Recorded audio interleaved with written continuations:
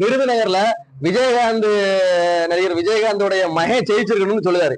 அங்க ஒரு பையன் நம்ம வேட்பாளர் போட்டிருக்கோம், அவன் டாக்டர் படிச்சுக்கிட்டு கூட்டு வந்து கௌஷிக் பாண்டியன் ஒருத்தனை கொண்டு வந்து போட்டிருக்கு. அப்ப அவங்க வீட்டுல என்ன நினைப்பாங்க? என்னையா இவன் பேசிக்கிட்டு இருக்கான், நம்ம பிள்ளைய நம்ம பழி கொடுத்து நிப்பாட்டி கொண்டு வச்சிருக்கோம், படிச்சுட்டு இருந்த பிள்ளை இன்ஜினியர் டாக்டர் படிச்சிருந்த பிள்ளை நிப்பாட்டி வச்சிருக்கோம். இவர் அடுத்த மேடல் சொல்றாரு என் தம்பி பிரபாகரன் ஜெயிச்சிருக்கணுங்க. அப்ப ஏன் நீ ஏன் வேட்பாளர் போட்ட, ஏன் போட்டிய நீங்க? அப்ப நீங்க உங்க நோக்கமே வேற. நாங்க பலிகடாயிட்டு இருக்கோம். 8 வருஷத்துல கிட்டத்தட்ட 15-16 லட்சம் ரூபாய் செலவு பண்ணிருக்கோம் இந்த கட்சிக்கு. என்ன இருக்கு? வெளியே போயாண்டாரு ஒரு நிமிஷத்துல. இவ்வளவுதானா உங்க மரியாதை? வென்றால் மகிழ்ச்சி, தோற்றால் பயிற்சிங்க. பயிற்சி நீங்க எடுத்தீங்களா?